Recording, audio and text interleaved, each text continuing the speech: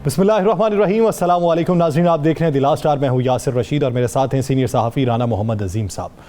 नाज़रीन, कहा जाता है कि दुश्मनी जमकर करो, लेकिन ये गुंजाइश रहे कि जब कभी हम दोस्त हो जाएं तो शर्मिंदा ना हो। अपोजिशन ने हुकूमत के खिलाफ एक इत्तेहाद बनाया। इत्तेहाद में पुरानी रंजिशों को भुला दिया गया, पुराने इल्ज़ामात को भुला दिया गया और हुकूमत के खिलाफ एक नुक्ते पर इकट्ठे हो गए। लेकिन आपसी दूरियां फिर बढ़ने लगीं और अब इस नहज तक आन पहुंचे हैं कि एक दूसरे पर वही इल्ज़ामात हैं जो माजी में लगाए जाते थे। बिलावल भुट्टो जरदारी ने अब्बासपुर आज़ाद कश्मीर में इलेक्शन मुहिम से खिताब करते हुए ये कहा कि हम पर जो जुल्म किए गए, बीबी के साथ जो सलूक रवा रखा गया, उसको भुलाकर हम पाकिस्तान मुस्लिम लीग नून के साथ मिले थे ताकि बेहतरी लाई जा सके। लेकिन उस वक्त जियाले हमारे मुखालिफ थे। हमें आज इदराक हो रहा है कि जियालों की बात सुन लेनी चाहिए थी। वो इत्तेहाद जो बनाया गया था, वो इत्तेहाद हुकूमत को गिराने के लिए नहीं बल्कि हलवे और निहारी खाने के लिए था। बिलावल भुट्टो जरदारी ने गुफ्तगू करते हुए मजीद क्या कहा है, उसका कुछ हिस्सा मुलाहिजा करते हैं, फिर इशू पे बात करेंगे। सारे माजी को भूल के कि बीबी शहीद के साथ क्या किया गया, सदर जरदारी के साथ क्या किया गया, हम तो जेल तक पहुंचे और हमने तो कहा कि देखो अब हमारा मुखालिफ नहीं नजरियाती बन चुका है। उनके पूरे खानदान से मिले। जियाले हमें मना करते थे आपका बात सुनना चाहिए। पता लगा उनका तो कोई दिलचस्पी नहीं है इमरान खान को हटाने में। जब हम कहते हैं कि कश्मीर का सौदा नामंजूर है तो इसका मतलब ये है कि हम मोदी के इलेक्शन जीतने के लिए दुआ नहीं मांगते, हम मोदी को अपना शादियों की दावत नहीं देते, हम मकबूजा कश्मीर के मुसलमानों के साथ शाना बशाना खड़े हैं। राना साहब, आज़ाद कश्मीर का जो इलेक्शन है उसमें बिलावल भुट्टो जरदारी की अगर गुफ्तगू देखी जाए तो ज़्यादातर निशाना जो है वो पाकिस्तान मुस्लिम लीग नून है बनिस्बत पाकिस्तान तहरीक इंसाफ के। तो यूं लगता है कि अपोजिशन का मुकाबला हुकूमत से नहीं, अपोजिशन बामुकाबला अपोजिशन है। बिस्मिल्लाहिर्रहमानिर्रहीम, अस्सलातु वस्सलामु अलैका या सय्यदी या रसूलल्लाह, अस्सलातु वस्सलामु अलैका या सय्यदी या हबीबल्लाह। या सर बिल्कुल इसी तरह है। देखें, हमने बहुत देर पहले कह दिया था कि पीपल्स पार्टी और मुस्लिम लीग नून बामजबूरी एक दूसरे के साथ हैं। ना इनके वर्कर एक दूसरे को मानने के लिए तैयार है, ना इनके दीगर जो रहनुमा हैं वो एक दूसरे को मानने के लिए तैयार हैं। देखिए, अब पंजाब के अंदर, सिर्फ पंजाब में आप देख लें तो पंजाब के अंदर 80 से ज़ायद हल्के ऐसे हैं जहाँ पर पीपल्स पार्टी वर्सेस मुस्लिम लीग नून मैच पड़ता है। उसमें कोई और जमात नहीं, इनका आपस में मैच पड़ता है। ज़ाती अदावतें हैं वहाँ पे, इनके आपस के उम्मीदवारों के एक दूसरे के वोटर्स के एक दूसरे के खिलाफ कत्ल के मुकदमा दर्ज हैं, लड़ाई झगड़े के मुकदमा दर्ज हैं, वहाँ पे चुतराहट के झगड़े हैं। इसी तरह आप सिंध के अंदर चले जाते हैं तो वहाँ मुस्लिम लीग नून का पीपल्स पार्टी के साथ एक सख्त क्लैश चलता है। KPK के अंदर यही है, बलोचिस्तान के अंदर यही है। आप देखें कि बलोचिस्तान में मुस्लिम लीग नून के दो अहम रहनुमा आसिफ अली जरदारी से मुलाकात करते हैं पीपल्स पार्टी के लीडर से, नून लीग छोड़ कर जाने के वाले से। तो यासर ये तो एक बड़ी क्लियर सी बात है। अगर आप ये कहें कि ये पीपल्स पार्टी नून लीग इकट्ठी हो जानी है, ऐसा मुमकिन नहीं था। ये वक्ती तौर पर एक इत्तेहाद था, वक्ती तौर पर एक चीज़ें थी। जो जो वक्त गुजरता गया, अब आपने देखा है कि एक कोशिश इन्होंने की बड़ी आपस में पुरअमन रहने की, लेकिन उसमें भी आपको याद होगा हमारे ही प्रोग्राम में क्या कहा था पीपल्स पार्टी के साबिक वज़ीर आला गिलगित बल्तिस्तान ने कि पीपल्स पार्टी जो है नून लीग के वज़ीर आला गिलगित बल्तिस्तान ने क्या कहा था कि पीपल्स पार्टी सिंध से बजट ला के यहाँ लगा रही है, यहाँ पर सब कुछ कर रही है, हमारे खिलाफ पैसे इस्तेमाल कर रही है, उनकी गवर्नमेंट हमारे खिलाफ इस्तेमाल हो रही है। याद कर रहे हैं ना?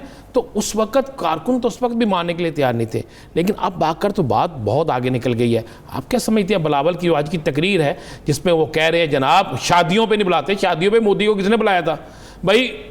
शरीफ खानदान ने बुलाया था। उसी जाती उमरा में आप भी गए थे जिस जाती उमरा में जनाब मोदी साहब आए थे, उसी जाती उमरा में जाके आप भी इनके सारे लोगों से मिले थे। पता उस वक्त भी इनको यही था कि आपस में हमारा मैच पड़ना है। मैं बिल्कुल आपको कह रहा, यही पता था इनको। अब मामला ये था कि दोनों जमातें अपना अपना सौदा बेचने के लिए एक दूसरे को इकट्ठा करके दोनों जमातें इस कोशिश में थी कि किसी तरीके से हमारी किसी के साथ डील हो जाए, हम शो करें हम पावर में। ये भी चाह रहे थे, दोनों एक दूसरे को इस्तेमाल कर रहे थे और दोनों समझते थे कि हमने इस्तेमाल कर लिया, वो समझता था मैंने इस्तेमाल कर लिया। मौलाना फजल रहमान इन दोनों को इस्तेमाल कर रहा था। आखिर ये लड़ाई होनी थी। या सर आज की देखें, इमरान खान की ये मुखालफत करते हैं, इनको नज़र आता है, इनकी फितरती समझ आती है कि हुकूमत की मुखालफत कर रहे हैं। आज आप गौर करें सर, नून लीग की नहीं, आज तो मौलाना साहब को ही पड़ गए हैं। वो निहारी हलवा कौन खिलाता है भाई? मौलाना साहब के साथ भी बिलावल सीधे हो गए हैं। बिलावल ने कहा अमेरिका जाने से पहले एक दफ़ा मैं इन सब को ललकार के जाऊँ। तो यासर आज कश्मीर के इलेक्शन में सारे मामलात के बाद एक चीज़ तो बड़ी वाज़ेह हो गई कि आने वाले वक्तों में मुस्लिम लीग नून और पीपल्स पार्टी की लड़ाई पीटीआई मुस्लिम लीग नून पीटीआई पीपल्स पार्टी से ज़्यादा हो। लेकिन राणा साहब ये देखें कि पिछले 4-5 दिनों में जो इल्ज़ामात लग रहे हैं, जो बयानात आ रहे हैं, वो पाकिस्तान पीपल्स पार्टी के आ रहे हैं, तो क्या आने वाले 4-5 दिनों में रिबर्टल आएंगे मुस्लिम लीग नून की तरफ? मैं आपको बड़ी खबर देता हूँ, आज के बयानात के बाद शरीफ ख़ानदान के बड़ों का कट हुआ, कुछ फ़ोन पे थे और कुछ वैसे ही मौजूद थे। तो उसमें मुस्लिम लीग नून के चंद अहम रहनुमा जो ख़ास चंद लोग हैं ना, वो भी थे। तो उन्होंने बड़े मियाँ साहब से ये इजाज़त मांगी है कि मियाँ साहब बड़ी गल बहुत हो गया। अब तो आपकी ज़ात पे भी तनकीद हो रही है, मुस्लिम लीग नून पे हो रही है, मरीम साहबा पे हो रही है, और बड़ा खुल डुल के पीपल्स पार्टी कर रही है। तो अब हमें भी इजाज़त दें, अब बहुत हो गई। अब हमें इजाज़त तो इनकी तरफ से मिल रही थी, लेकिन अब वो कह रहे थे कि मरीम साहबा कुछ कहें और शहबाज शरीफ साहब कुछ कहें। तो इस दौरान में इस मीटिंग में जनाब शहबाज शरीफ साहब ने क्या कहा, उन्होंने कहा नहीं, कुछ देर सब्र करें। शहबाज शरीफ साहब आज भी रोकते रहे। तो मियाँ नवाज शरीफ साहब ने आखिरकार फैसला ये किया है कि आप कश्मीर में जलसों का आगाज़ करें, किसी तीसरे शख्स के ज़रिए मुस्लिम लीग नून पैगाम भेज रही है। अगर इसके बाद भी बिलावल बोलता है तो फिर आप देख लें कि मुस्लिम लीग नून की जो नंबर 1 क़यादत है ना, मरीम साहबा, शाहिदा खान अब्बासी साहब, ये फिर बोलेंगे, शहबाज शरीफ नहीं बोलेंगे। तय हो गया कि शहबाज शरीफ नहीं बोलेंगे, बाकी जो है इनकी क्लास लेंगे। शहबाज शरीफ ने कहा जी अगर मैं बोला तो असम्बली के अंदर बहुत सी ऐसी चीज़ें हैं जिससे हमें फ़ायदा पहुंचता है, उस पर ये बिलावल जो है वो हमारा साथ नहीं देंगे। तो अब मुस्लिम लीग नून डबल गेम खेलने लगी है कि शहबाज शरीफ साहब जाके थपकी दे देंगे, जाके माफ़ी मांग लेंगे, जाके मनाने पे लग जाएंगे, और मरियम और बाकी टीम जो है ये बिलावल को अब जवाब देगी। ये मैं आज की आपको ताज़ा इतला दे रहा हूँ, ये फैसला हो गया है। सिर्फ एक जलसे में ज़रा कम किया जाएगा, उसके बाद मरियम खुल के सामने आ जाएगी। फिर मरियम कहेगी कि जनाब ये भी बात होगी कि फिर ये कहा जाएगा कि जी हमें इस्तेमाल किया गया है। फिर वो कोई कराची वाले के मुकदमे का भी जिक्र चलेगा, इसमें फिर बहुत सी चीज़ों का जिक्र चलेगा। मैं आपको बड़ी मुसद्दक़ा इतला दे रहा हूँ, मुस्लिम लीग नून की क़यादत अब फैसला कर चुकी है। जिक्र तो फिर उधर दूसरी तरफ से भी तो चलता है ना, जिस तरह आज जरदारी साहब ने कहा, उनसे सवाल किया गया कि आपके साथ फ़र्क कुछ और तरह है, मियाँ साहब के साथ फ़र्क कुछ और तरह है। उन्होंने कहा कि मियाँ साहब का डोमिसाइल जो है वो मुझसे अच्छा है। हाँ, देखें उन्होंने इशारा किस तरफ किया कि मियाँ साहब का डोमिसाइल कहाँ का है, किस शहर का है, किस सूबे का है, इशारा तो उस तरफ किया ना। वैसे जरदारी साहब को ये कहना नहीं चाहिए था, क्योंकि जरदारी साहब ने तो पाकिस्तान खप्पे का नारा लगाया हमेशा, तो पूरा पाकिस्तान जो है वो एक ही है, किसी का डोमिसाइल। लेकिन जरदारी साहब जिस इस हवाले से कह के गए हैं वो बात तो दुरुस्त है। अब आप ये तो देखें ना कि जरदारी साहब ने कैद काटी, जरदारी साहब इस बीमारी की, जरदारी साहब आपको पता है मियाँ नवाज शरीफ से ज़्यादा बीमार है जी, और इसके बावजूद जरदारी साहब जो है वो पाकिस्तान में है, मुकाबला कर रहे हैं हालात का, लड़ने के लिए तैयार हैं, जेल जाने के लिए तैयार हैं, मुकदमात का सामना कर रहे हैं, सियासत कर रहे हैं। लेकिन मियाँ साहब चूँकि चले जाते हैं बाहर, तो ये किसी और तरफ से इशारा था, आप उसको किसी और तरफ इशारा लेकर ना जाइएगा। तो जरदारी साहब ने इशारा किसी और तरफ दिया है, और मियाँ साहब को वाकई उन्होंने दुरुस्त कहा है कि वापस आ जाना चाहिए, सियासत करनी है ना, तो मियाँ साहब को वापस आ जाना चाहिए। लेकिन आज की आपको मैं बड़ी खबर दे रहा हूँ कि शरीफ ख़ानदान पे प्रेशर आ गया है, और ये फ़ैसला हो गया है कि एक जलसे के बाद खुलकर मुखालफत शुरू होगी अगर बिलावल ने अपनी गुफ्तगू बंद ना की। ये पैगाम पहुँच गया है बिलावल तक, और बिलावल साहब तक जो पैगाम पहुँचाने वाले हैं वो एक साबिक चेयरमैन सेनेट हैं, उनके ज़रिए ये पैगाम पहुँचाए कि अब बस बहुत हो गई। अगर आप इसके जलसे के बाद भी बिलावल साहब ने यही रवैया रखा तो फिर आप देखेंगे कि जलसों में मरियम साहबा करेंगे। लेकिन मैं फिर कह रहा हूँ, जो खबर है, शहबाज शरीफ गुफ्तगू नहीं करेंगे, शहबाज शरीफ पीपल्स पार्टी को तनकीद का निशाना नहीं बनाएंगे, शहबाज शरीफ पीपल्स पार्टी के ख़िलाफ़ बात नहीं करेंगे, मरियम बात करेगी, शाहिदा खान अब्बासी बात करेंगे, एहसन इकबाल बात करेंगे, इसी तरह बाकी राजा फ़ारूक हैदर से बात करा ली जाएगी। लेकिन शहबाज शरीफ जो है, ये दोनों भाइयों का जो एक पुराना सिलसिला है ना, एक किसी को निकालता है दूसरा हाथ रख देता है, एक खींचता है दूसरा प्यार कर देता है, तो ये सिलसिला शुरू हो जाएगा। ये आज की मीटिंग में ये तय हो चुके हैं। राणा साहब आगे बढ़ के फिर बात कर लेते हैं 2023 के हवाले से। जो पाकिस्तान मुस्लिम लीग नून ये सोच चुकी है कि इस हुकूमत को टाइम देना है, ये अपना वक्त मुकर्रर कर ले। दूसरी जानिब पाकिस्तान तहरीक इंसाफ भी अब 2023 के हवाले से काफ़ी पुरुमीद दिखाई देती है कि अगला इलेक्शन भी हमारा होगा, जहाँ पे सूरत हाल कुछ बेहतर हो रही है। हालिया जो इल्ज़ामात लग रहे थे, जो बिजली के हवाले से लग रहे थे, आज खुशाइंद बात यह है कि 24,000 से ज़ायद मेगावाट की बिजली जो है वो नेशनल ग्रिड में इस वक्त दाखिल कर दी जा चुकी है, और ये एक रिकॉर्ड है 2018 के बाद का। तो आने वाले दिनों में पाकिस्तान तहरीक इंसाफ को अगर 2023 में कुछ उम्मीदें हैं तो वो किन बुनियादों पे? यासर, मैं आपको ये भी आज एक अहम इतला दे दूं। ये आप अचानक आपने सियासत में देखा इत्तेहाद टूट गए। सियासत में देखा कि मियाँ शहबाज शरीफ साहब की तरफ से हो, बिलावल भुट्टो जरदारी साहब की तरफ से हो, मरीम साहबा की तरफ से हो, मौलाना साहब की तरफ से हो, ये फौरी मुतालबा जो है वो दम तोड़ने लगा है कि आज ही हुकूमत को ख़त्म कर दो। गुफ्तगू तक है, लेकिन वो जो एक जाहो जलाल था, वो जो एक चढ़ाई का मूड था, जो एक अवामी कंपेन बनाने का मूड था, वो ख़त्म हो गया। उसके पीछे तीन चीज़ें हैं। पीटीआई क्यों इतनी मुतमिन है? देखें, पीटीआई को बड़ा मुश्किल हालात मिले, बड़ा माशी मुश्किलात थी, बड़ा था, कर्जे थे, कोरोना आ गया, बहुत सी चीज़ें ऐसी आ गई, और उसके साथ ही अचानक कोरोना के बाद दोबारा इंडस्ट्री जब चलना शुरू हुई तो बहुत अच्छी ग्रोथ शुरू हो गई। अब ग्रोथ शुरू होने के बाद आपको पता है, मैं आपको एक बड़ी खबर दे दूँ, 6 सर्वे कराए गए यासर, न्यूट्रल तरीके से 6 सर्वे कराए गए पीटीआई की तरफ से। 6 सर्वों के अलावा कुछ अहम अदारों की रिपोर्टें भी गईं। तो उनमें यह हैरत अंगेज़ तौर पर यह चीज़ सामने आई कि पाकिस्तान की हिस्ट्री में पहली दफ़ा जो ज़री शोबा है, जिसे हम ज़राअत से तल्लुक़ रखने वाले जो लोग हैं, वो इस हुकूमत से इस कदर खुश हैं कि जिन देहातों के अंदर, जिन जगहों पर यह डिस्कस होता था बरादरी को वोट देना है, ग्रुपों को वोट देना है, अब वहाँ कहा जाता है कि इस हुकूमत का कोई भी उम्मीदवार खड़ा होगा हम उसको वोट देंगे। उस सर्वे में लिखा गया है कि जहाँ कभी पार्टी अहमियत नहीं रखती थी, अब वहाँ कहा जा रहा है कि वो ज़िम्मेदार आम किसान कह रहे हैं जनाब मैं खुशहाल हो गया हूँ और मुझे जितने पैसे इस दौरे हुकूमत में मिले हैं इतने पहले नहीं मिले थे। अगर हकीकत हम देखें, बात तो यही है, कपाह की कीमत ले लें, गंदम की ले लें, शुगर की ले लें, गन्ने की कीमत ले लें, किसी चीज़ की कीमत ले लें, वो पहले से बहुत अच्छी है, और उसका डायरेक्ट जो जा रहा है, पैसे जा रहे हैं वो एक आम किसान को जा रहे हैं, ज़िम्मेदार को जा रहे हैं। तो ये इससे इनका वोट बैंक हो। उसके बाद इन्होंने बाकायदा जो बाकी सर्वे कराए, तो शहरों के अंदर इन्हें यह पता चला कि शहरों के अंदर सियासी तौर पर तो इनकी मुखालफत हो रही है, लेकिन पहले से ज़्यादा बेहतर पोजीशन है आम शहरी की।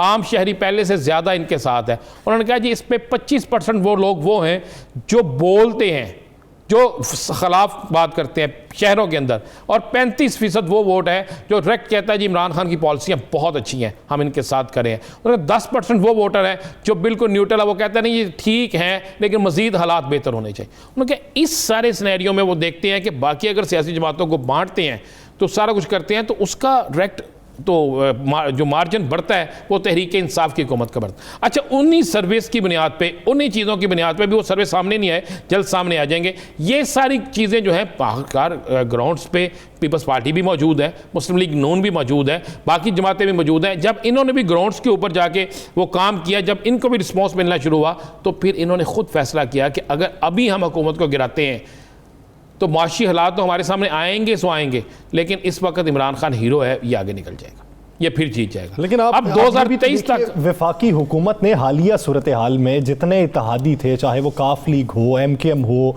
या बलूचिस्तान की सूरत हाल हो, उस पर ओवरकम किस तरीके से किया।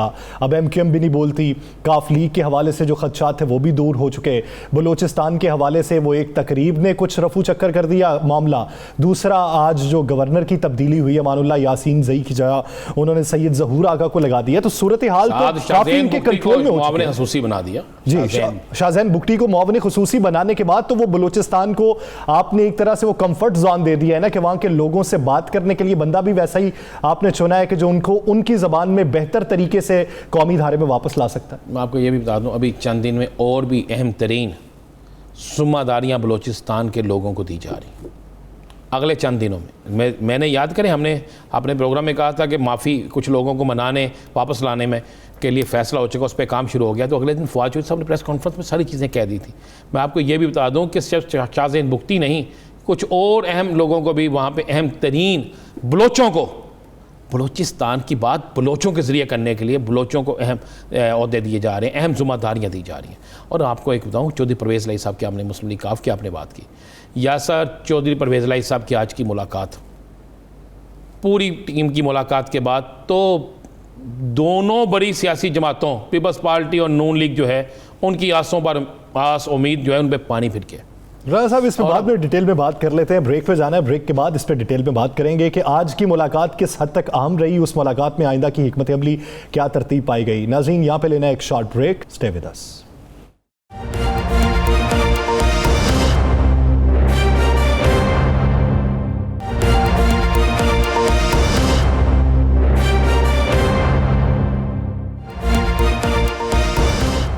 Welcome back. नाज़रीन, एक बार फिर से तज़किरा करते हैं बिलावल भुट्टो ज़रदारी साहब का, जो मियां मोहम्मद शहबाज शरीफ की असम्बली से गैर हाज़िरी को भूल ना पाए।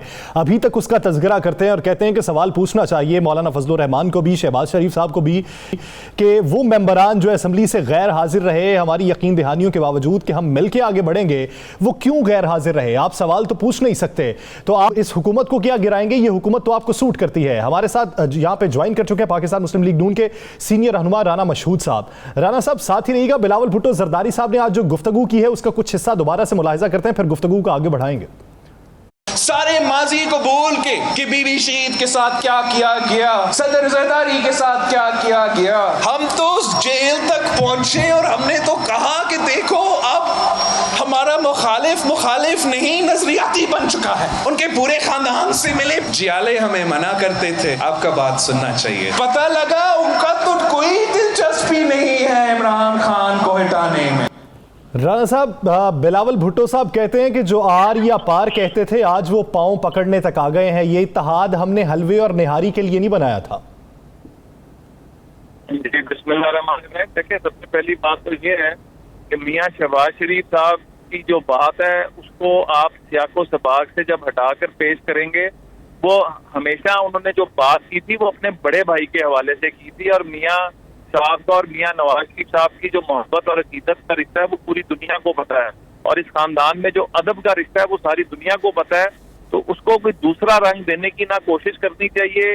ये सब जब तक बड़े मियां शरीफ साहब जिंदा थे उनके साथ जो इनका प्यार और मोहब्बत था, जो एहतराम था, तो इसको मैं तो ये समझता हूँ। और दूसरी बात है कि जो बिलावल भुट्टो साहब बात कर रहे हैं वो एक इंतखाबी कैंपेन पे गए हुए हैं, जो अवाम के सामने खड़े होते हैं। वही बात है, उन्होंने अपने लिए वोट मांगने हैं, तो वो जो कर रहे हैं तो वो उस वक्त मैं तो उसको ये समझूंगा कि वो अवाम का वोट लेने के लिए, क्योंकि वो नहीं चाहते कि कोई वोट मुस्लिम लीग नून को दे या किसी और जमात को दे और पीपल्स पार्टी को दे, तो इसलिए जो उनकी गुफ्तगू है उसको इतना सीरियस लेने की जरूरत नहीं है।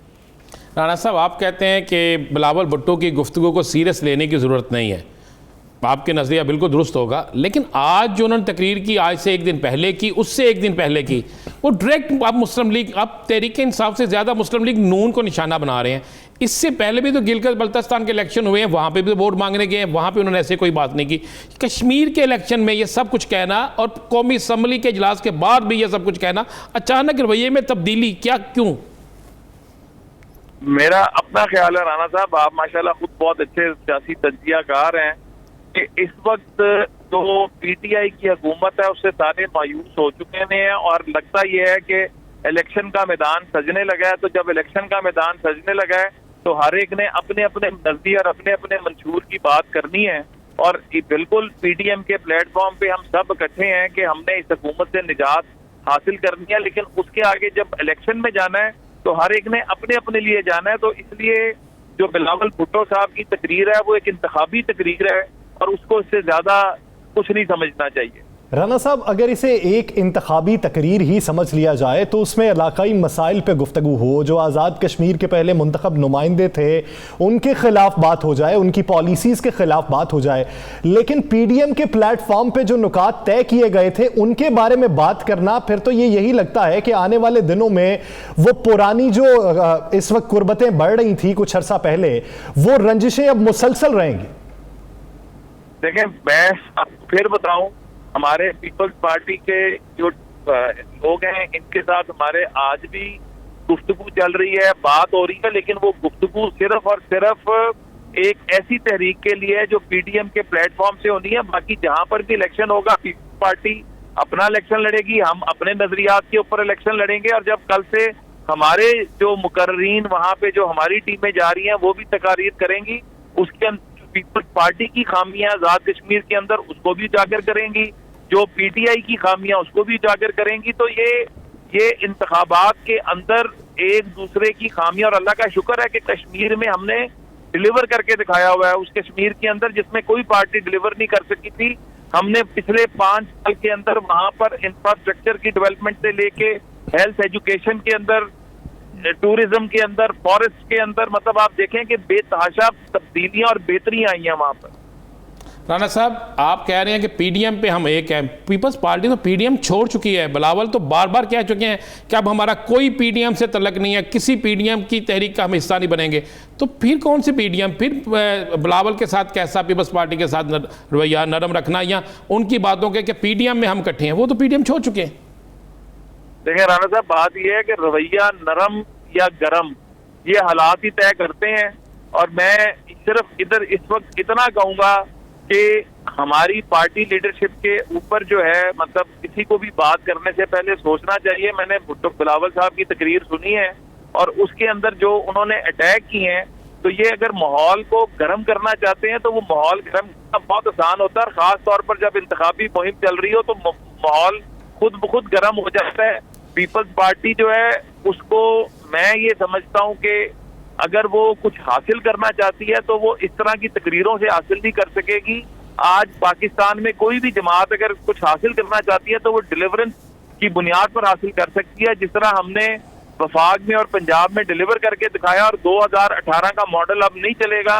इंशाल्लाह जो अगला इलेक्शन आएगा उसके अंदर हकीकी मानों में अवाम की तर्जुमानी करने वाली जमात जो अल्लाह के फजल से मुस्लिम लीग नवाज है वही आगे आई। राणा साहब, अगर पीपल्स पार्टी हदफे तनकीद आजाद कश्मीर के इलेक्शन में पीएमएलएन को ही बनाएगी तो उसका ज्यादा फायदा पीटीआई या आजाद उम्मीदवारों को नहीं होगा? देखिए, मैं फिर ये समझता हूँ कि जो हमारे नजरिए के साथ खड़ा है ना मुस्लिम लीग नवाज के साथ, उसको ना पीपल्स पार्टी से फर्क पड़ना है, ना पीटीआई से फर्क पड़ना है, ना किसी और चीज से फर्क पड़ना है। और खास तौर पर वो वोटर जो पहले किसी जमात को वोट नहीं देता था, 5 साल के अंदर जो हमारी कारकर्दगी आजाद कश्मीर के अंदर रही है, आपको इंशाल्लाह ताला बहुत जबरदस्त किस्म के रिजल्ट देखने को मिलेंगे और पीएमएलएन आजाद कश्मीर में स्वीप करेगी इंशाल्लाह ताला। चलिए राणा साहब, ये तो आजाद कश्मीर का इलेक्शन है, उसमें नजर आएगा। आगे जरा सियासत की बात कर लेते हैं। अब पीपल्स पार्टी तो आपसे बिल्कुल अलहदा हो गई, खुल डुल के आज़ाद कश्मीर के बाहर भी वो बिल्कुल अलहदा खुल डुल के बात कर रही है। आज आसफ अली जरदारी साहब ने एक लफ्ज़ कह दिया कि जनाब मियाँ नवाज शरीफ साहब का डोमिसाइल कुछ बेहतर है और मेरा वो नहीं है। तो वो तो कश्मीर, आज़ाद कश्मीर के बाहर की बात कर रहे हैं, वो तो इस्लामाबाद में पेश होते वक्त बात कर रहे हैं। तो आप क्या समझते हैं इन हालात में अब ये 2023 तक कोई अदम एतमाद या दीगर मामला वो तो ख़त्म नहीं हो गए? देखिए राणा साहब, बात यह है कि पहली बात है, अगर ये कहे कोई कहे कि मियाँ नवाज शरीफ, ये उन मियाँ नवाज शरीफ साहब के बारे में बात हो रही है जो 165 पेज ने नैब की रोजाना की बुनियाद पर भुगती, जो अपनी बेगम को बिस्तरे मर्ग पे छोड़कर पाकिस्तान आए और जेल में गए, अपनी बेटी के साथ जेल में गए। तो अब कोई कार्ड खेलने की कोशिश ना करे। इस मुल्क के लिए जितनी कुर्बानी मियाँ नवाज शरीफ साहब ने, मियाँ शहबाज शरीफ जेल गए, हमजा शहबाज 2 साल जेल में रहकर आए, और नैब के बाद अब एफआईए के नोटिस शुरू हो गए, अब एफआईए की तलबियां शुरू हो गई। तो ये इस हुकूमत, पीटीआई की हुकूमत का खास तौर पर इनकी डिलीवरेंस पर जोर नहीं है, इनका सिर्फ और सिर्फ इंतकाम पर और झूठे इंतकाम पर जोर है, झूठे मुकदमात पर जोर है। तो पीपल्स पार्टी जो कर रही है, पीपल्स पार्टी जो कह रही है, उसका इम्पैक्ट अवाम पर नहीं आ रहा, क्योंकि आज की अवाम बाशऊर हो चुकी भी है। वो समझती है इस वक्त कि पाकिस्तान में क्या हो रहा है और किसके साथ क्यों किया जा रहा है और किस वजह से किया जा रहा है। ये सिर्फ और सिर्फ पीएमएलएन की मकबूलियत से घबरा कर किया जा रहा है। इसका जरदारी साहब को भी पता है। आए थे पंजाब में, उनको खातिर खा नताइज भी मिले, तो फिर जब मिलते तो फिर थोड़ी सी बातें इस तरह फ्रस्ट्रेशन में हो जाती हैं, उनकी खैर होती है। राना मशहूद साहब, आज कमर जमान कायरा साहब ने ये कहा कि पाकिस्तान मुस्लिम लीग नून की जो नायब सदर हैं मरियम नवाज साहिबा, वो भी ये चाहती हैं कि ये हुकूमत ना जाए, ये अपनी मुद्दत पूरी करे। ज़ुबैर साहब भी ये चाहते हैं, उनके बहुत से रहनुमा ये कहते हैं ये हुकूमत हमें सूट करती है। इनका तो इरादा ही नहीं था हुकूमत को भेजने का। देखें, फिर ये बात है कि ये अब सियासी समझ और बूझ की बात है। इस हुकूमत को भेज के अगर तो नए इलेक्शंस अनाउंस होते हैं, जो हमने कहा था कि असेंबलियों से इस्तीफे दें, हमने कहा था कि इन असेंबलियों से बाहर आएं और हुकूमत पर प्रेशर डाला जाए कि नए इलेक्शन की तरफ जाएं। अगर नए इलेक्शन नहीं और इन हाउस चेंज, इसका ना पाकिस्तान की अवाम को फायदा है ना ही जमहूरियत को फायदा है। तो आज अगर नए इलेक्शन अनाउंस होते हैं तो मुस्लिम लीग नवाज उसके लिए खड़ी है कि नए इलेक्शन हो, फ्री एंड फेयर हो, और जो जीत जाए वो आके पाकिस्तान की किस्मत का फैसला करे। क्योंकि जो इस वक्त बैठे हैं, इन्होंने इलेक्शन चोरी की है और उस इलेक्शन चोरी करने के बाद ना डिलीवर कर पा रहे हैं, ना कोई यहाँ पर आप। राना साहब, आप क्या समझते हैं पाकिस्तान पीपल्स पार्टी जो अचानक बोलना शुरू होगी, जरदारी साहब बोलना शुरू हो गए, वो किसी और की लाइन ले रहे हैं? ये देखें, मैं इसके ऊपर कोई तबसरा इसलिए नहीं करूंगा कि पीपल्स पार्टी को ये समझना चाहिए कि इन हाउस चेंज का फायदा किसी को नहीं होगा। और अगर वो इन हाउस चेंज की बात करते हैं जो उन्होंने की भी थी, तो मुस्लिम लीग नून उससे एग्री नहीं करती। हम ये समझते हैं यानी मुस्लिम लीग नून इन हाउस तब्दीली के हक में नहीं है। हम बिल्कुल जी, हम ये ऑप्शन कोई आज की तो नहीं है, ये तो पहले साल के बाद ऑप्शन शुरू होगी थी कि ये नाकाम हो गए, ये नाअहल आ गए हैं, ये गलत लोग आ गए हैं, इनकी जगह पे जो है वो इन हाउस चेंज करके फलाना सेटअप। हम बिल्कुल किसी सेटअप की फेवर में नहीं गए और हम चाहते हैं कि नए इलेक्शन हो और पाकिस्तान के अवाम का जो हक छीना गया वो हक उनको वापस दिलवाया जाए। सही, पाकिस्तान के अवाम का जो हक छीना गया वो वापस दिलवाया जाए। इन हाउस तब्दीली या इस तरह की किसी सेटअप की पाकिस्तान मुस्लिम लीग नून हिमायत नहीं करती। बहुत शुक्रिया राना मशहूद साहब इस वक्त देने के लिए। नाज़रीन, दीगर इश्यूज पे बात करेंगे एक शॉर्ट ब्रेक के बाद। स्टे विद अस।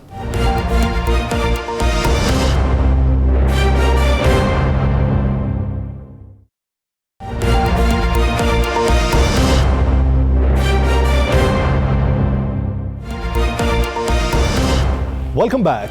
नाज़रीन, पाकिस्तान मुस्लिम लीग नून तो ये समझती है कि पाकिस्तान पीपल्स पार्टी के जो बयानात हैं वो इंतखाबी कैंपेन के दौरान के हैं, उन्हें संजीदा नहीं लेना चाहिए, वो कोई माने नहीं रखते, और अगर वो इन दिनों में बयानात नहीं देंगे तो किन दिनों में देंगे। ये एक रिवायती सियासत है और इस सियासत में ऐसा ही चलता है। लेकिन हुक्मरान जमात इस बारे में क्या राय रखती है? हुक्मरान जमात को अगर हदफ़े तनकीद पाकिस्तान पीपल्स पार्टी और पाकिस्तान मुस्लिम लीग नून बना रहे हैं तो उनको कितना खदशा है या उन्हें कितना कंफर्ट जोन मिल चुका है इनकी आपसी लड़ाई के बारे में? और हालिया सियासी जो सिनेरियो बन चुका है, चौधरी बरादरान की मुलाकात वज़ीर आज़म इमरान खान के साथ और मुल्की सियासी सूरत हाल में जो बेहतरी दिखाई दे रही है, उस बारे में हुकूमती शख्सियात क्या राय रखती हैं? इस बारे में जानने के लिए हमें ज्वाइन किया है पाकिस्तान तहरीक इंसाफ की रहनुमा कंवल शोजब साहिबा ने। कंवल साहिबा, शुक्रिया आपके वक्त का। कंवल साहिबा, पाकिस्तान पीपल्स पार्टी ये समझती है कि नून लीग हुकूमत के साथ फ्रेंडली ऑपोजिशन कर रही है, जबकि नून लीग पीपी के बारे में ये राय रखती है। अब आप ही बता दें कि हुकूमत के साथ फ्रेंडली ऑपोजिशन कौन सी जमात कर रही है? बिस्मिल्लाहिर्रहमानिर्रहीम। Thank you very much Yasir Rana साहब, बहुत शुक्रिया आपने मुझे आज मौका दिया अपने प्रोग्राम में। देखिए जी, ये हारे हुए लोगों की ऐसी ही बातें होती हैं। जब पीडीएम का जनाजा निकला उससे पहले बड़े जोरों शोर से वो इस्तीफे आ रहे थे, आर हो रहे थे, पार हो रहे थे। आज वो आपको याद है, आपके साथ बहुत मैंने उन दिनों में प्रोग्राम्स किए थे और प्रेडिक्शन भी की थी कि ये पीडीएम फारिग हो जाएगी, और आज आपने देख लिया है कि मुकम्मल हारे हुए लूजर्स की जुबान है।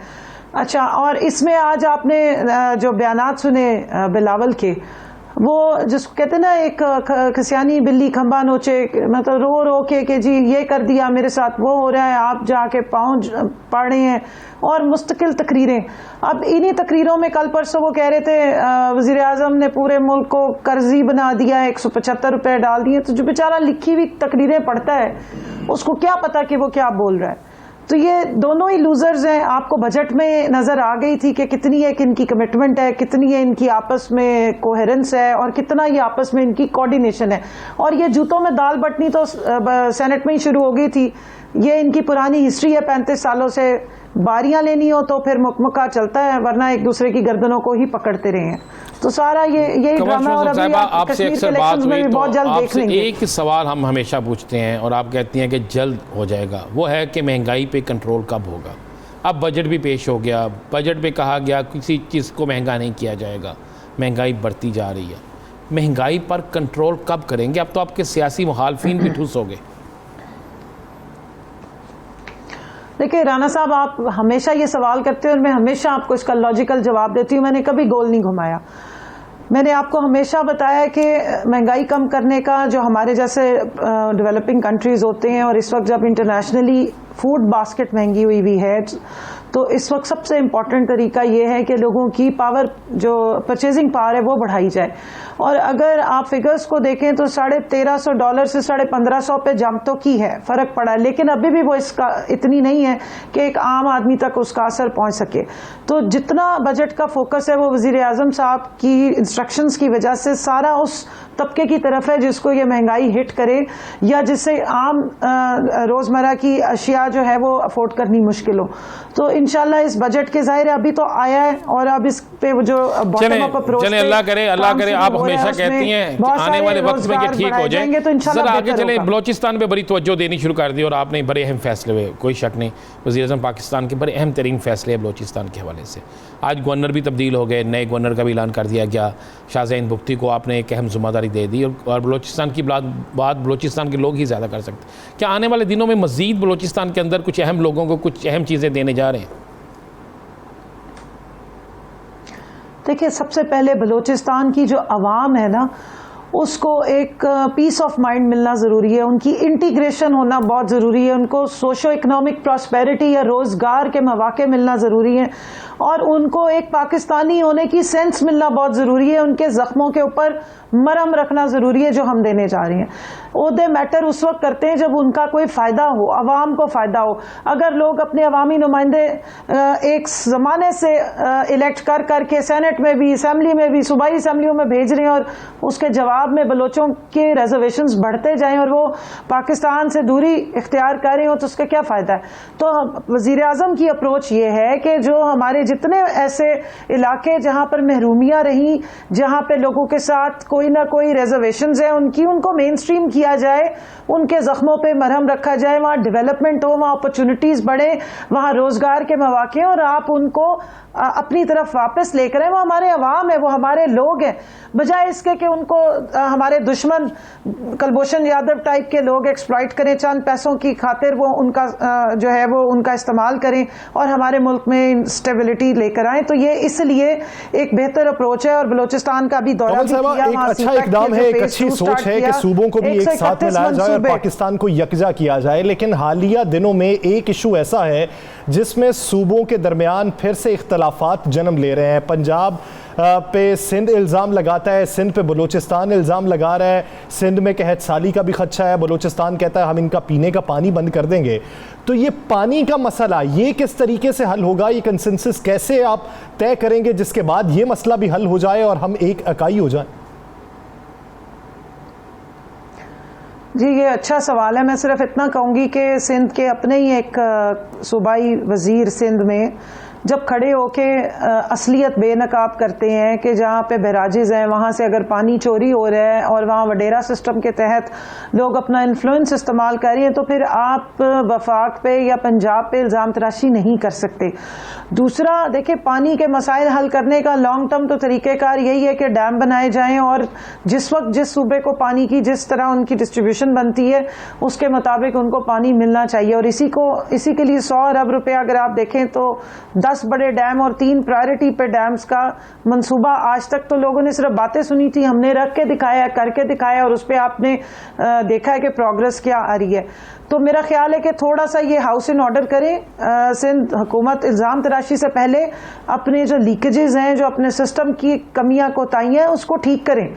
ये मुल्क में state with in the state का कॉन्सेप्ट नहीं है कि सूबा सिंध अपने आप को समझे कि जो दिल में आएगा वो करेंगे, पैसे मांगेंगे तो गन पॉइंट पे मांगेंगे, लेकिन काम का टाइम आए तो एक पर्चा नहीं वो दिलवा सके। मैट्रिक का रोजाना नकलें हो रही हैं, रोजाना फेलियर आप देख रहे हैं, और ये तमाशा लगा हुआ है कि एजुकेशन हो, हेल्थ हो, पानी हो, जो कुछ भी हो, वहां पे आपको हर जगह पे सिर्फ लीकेजेस और 2 नंबरी नजर आती है, और कहीं पे आपको गवर्नेंस नजर नहीं आती। अपनी जमात के अंदर पार्लियामेंट में भी आप बड़ी मुतहरक हैं। मैं सिर्फ इतना ये तो बता दें कि मेरे पास इतला है कि 15 के करीब अरकान असम्बली की आपके अहम ज़िम्मेदारान से मुलाकात हुई है और 15 के 15 का तल्लक अपोजिशन से है और आप लोगों की तरफ से उन्हें कोई लिफ्ट भी करा दी गई है, उनको फ़ंड्स भी जारी कर दिए गए हैं, तो ये इनकी अनाउंसमेंट कब कर रहे हैं? देखिए जी, आपके पास इतनी अच्छी खबरें हैं, मैं तो आपको डे 1 से ऐसी खबरें दे रही थी। आपने तो थोड़े नंबर कम बताए, मैंने तो 45 बोले थे। तो अब जाहिर है इलेक्शन का टाइम नज़दीक आ रहा है, तो जिन पंछियों ने परवाज़ भरने का सोचा हुआ है और जो आवाज़ आ रहे हैं ये जो ख़ानदानी लड़ाई से, ख़ास तौर पे चाचा भतीजी की लड़ाई से, तो वो जाहिर है वो अपनी सियासत और अपने लोगों को जो सीरियस लेते हैं वो चाहते हैं कि ये जो ख़ानदानी ग़ुलामी है इनसे हम बाहर आएँ और इंशाल्लाह अच्छा टाइम आएगा तो ज़रूर जो भी मौका आएगा उस पर अनाउंसमेंट होगी। मैं सिर्फ एक और बात कश्मीर के हवाले से कहना चाह रही हूँ, इलेक्शंस के हवाले से। ये बिलावल साहब जो इतनी बड़े बड़े नारे दावे कर रहे हैं, सिंध में इनके हालात ये देख ले। मैंने जैसे अभी कहा कि एक इम्तिहान तो ये बगैर नकल के दिलवा नहीं सकते, लाड़काना में अस्पताल और एम्बुलेंस दे नहीं सकते, तो कश्मीरियों को जाके क्या लारे लगा रहे हैं। और 8 टोटल सीटें ऐसी हैं जहां इनके कोई पोटेंशियल कैंडिडेट हैं। जिस तरह कश्मीर में जो गिलगित बल्तिस्तान में इनका हाल हुआ था ना जी, 2/3 से शुरू किया था, फिर हम जीतेंगे और बाद में जी धांधली का रोना, ये एग्जैक्टली वही करने जा रहे हैं। मैं इसलिए आपके तवज्जुह से आवाम को बताना चाहती हूँ कि 43 में से 8 पोटेंशियल कैंडिडेट है, उनमें से भी शायद मुश्किल से 4 ही जीत सके, जिसमें वो कहते हैं हमने पूरी हुकूमत बना लेनी है, फिर हमने जो है बनी गाला चले जाना है, तो फिर हमने ये कर लेना है। मैं उनसे कहूंगी कि 13 साल हो गए, प्लीज एक दफा लाड़काना चले जाएं और उस पर थोड़ी मेहनत कर लें, कोई सेहत सहूलत दे दें वहां पे, आगे कोई हमारी पंजाब के हवाले से बात करते हैं। पंजाब के हवाले से बात करते हैं, इलेक्शन का जो नतीजे आएंगे वो आवाम भी देख लेंगे। वज़ीर आला साहब का आज का बयान है कि पंजाब में नए अजला जो हैं वो वक्त की ज़रूरत है, तो इस ज़िमन में क्या काम हो रहा है? देखिए जी, उस इजला की जो लाइन है ना, उसमें मेरी पर्ची सबसे पहली है और आपके तवज्जुह से मैं बताना चाहती हूँ और रिक्वेस्ट भी करूंगी कि मेरा जो इलाका है, मेरी तहसील है अहमदपुर शर्किया, अगर आप गूगल कर लें आपको पता हो चल जाएगा, तकरीबन 13 लाख आबादी की सबसे पुरानी तहसील है, पूरे पंजाब की सबसे पुरानी तहसील है और उसका नाम भी इजला में डाला हुआ है। तो 6 मेरे ख्याल में और ऐसी तहसीलें हैं जिनको इजला या ज़िला बनाने की कंसिडरेशन है, उसमें मेरी पर्ची सबसे पहली थी। हुकूमत आने के बाद से मैंने ये 6 दफ़ा रिटर्न दरख्वास्त दी हुई है। आपके तवज्जुह से मैं रिक्वेस्ट करूंगी सीएम साहब से कि ये जो इस तरह के इलाके हैं जहां पर शदीद ज़रूरत है कि वहां डेवलपमेंट हो, उनको प्लीज़ कंसिडर करें और जितने यूनिट्स छोटे होंगे उतनी उनकी बेहतर परफॉर्मेंस हो सकती है, मैनेजमेंट हो सकती है। तवज्जुह जो इस्तेमाल करना हमें पड़ेगा, अब आपको हमारा तवज्जुह इस्तेमाल करना पड़ रहा है। हम दोनों एक दूसरे के लिए लाजिम और मलजूम है, आप हमारी मदद करें, हम आपकी करते हैं। बहुत शुक्रिया कमल जोसेफ साहिबा, इस हवाले से अपना वक्त देने के लिए। दीगर इश्यूज पे बात करेंगे एक शॉर्ट ब्रेक के बाद। स्टे विद अस।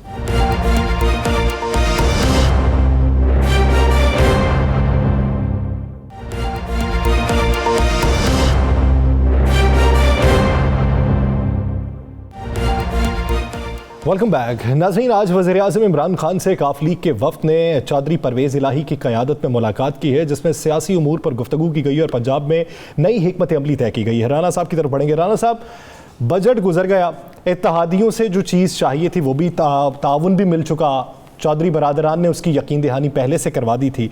अब मुलाकात की वजह क्या है? क्या कोई नया प्लान तश्कील दिया जा रहा है पंजाब के बारे में? देखें, एक बात है कि आज मुलाकात में सबसे पहले तो चौधरी परवेज़ इलाही का बेहद शुक्रिया अदा किया, चौधरी शहाब हुसैन का वज़ीर-ए-आज़म साहब ने शुक्रिया अदा किया और चौधरी परवेज़ इलाही के काम को सराहा कि सेनेट के इलेक्शन पंजाब में चौधरी परवेज़ इलाही के सर सीधा जाता है।